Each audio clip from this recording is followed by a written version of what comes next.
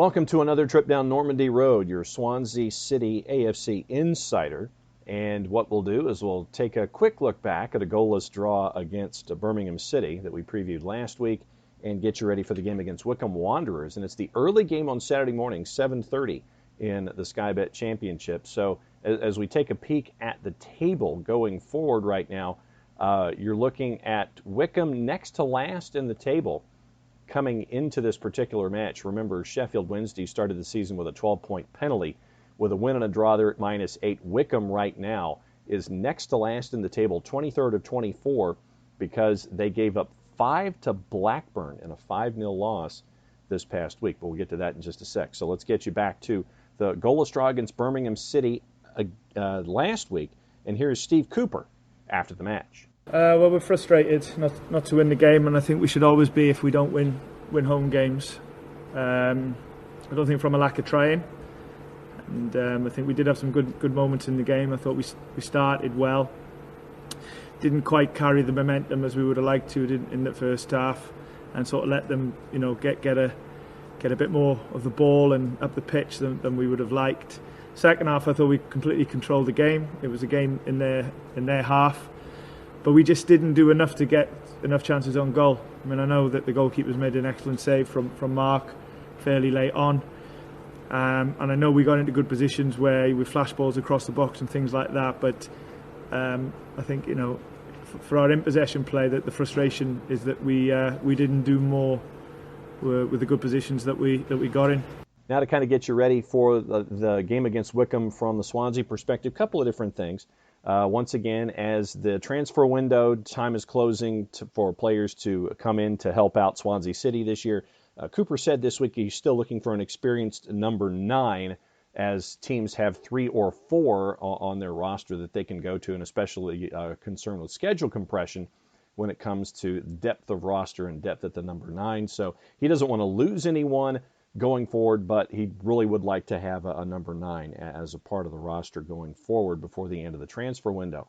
Here is his preview of the match against Wycombe, where he goes over a couple of injuries and a couple of other situations to get you ready for the game against the Chairboys. Once again, courtesy of our friends at Swans TV and YouTube. George is, as I say every week, continuing to improve. We're still a while off being back with the training group. Jordan Garrick is nursing a groin, so that could go either way. But he didn't train today, so in an ideal world, we like to get players who are available for the weekend out on a match day -2. So we'll have to see where that one goes. But apart from that, we're healthy and we feel like we're getting fitter. As the weeks sort of come and go, and we'll be looking forward to the game on the weekend. And what do you expect from Wycombe? They've had a very tough start to the season. You might argue it's a good time to play them. On the other side of the coin, after a 5-0 drubbing, there could be a backlash. I mean, tough. They drew against Brentford in the League Cup. Both more or less had first teams out. It was a really tight game in the first game. That certainly could have gone either way. And obviously they had a difficult result last week.